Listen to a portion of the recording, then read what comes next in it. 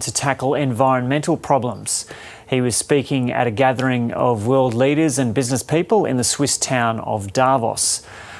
Prince William acted as interviewer at that event, asking Sir David why those in key positions have taken so long to address climate change. The broadcaster told the Prince that it was difficult to overstate the urgency needed to tackle climate change. Davos, playground for the rich and conference hall for the powerful. But look who's also here, a first-time visitor come to discuss climate change. A future monarch interviewing a man seen by many as broadcasting royalty. Normally I have to endure people asking me questions, so it's quite nice to turn the tables for once. And his subject, the global threat to the environment. How urgent is that crisis now? It's difficult to overstate it.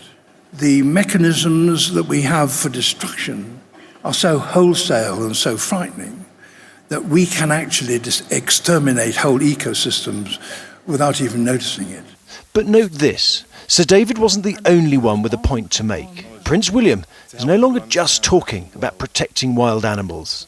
Why do you think the world leaders and those in key positions of leadership, why do you think they've taken so long and there have been quite a few faltering steps to act on environmental challenges? What advice do you have for my generation? Every breath of air we take, every mouthful of food that we take comes from the natural world.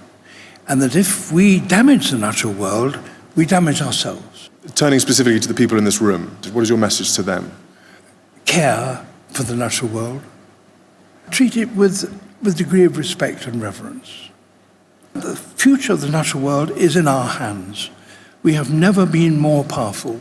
We can wreck it with ease. The question, of course, is whether this call to arms falls on deaf ears, because not everyone here is as concerned about climate change. And one of them just happens to be speaking here next, in exactly the same conference hall. The new president of Brazil, Jair Bolsonaro, is sceptical about global warming and argued that growing his economy was as important as protecting the environment.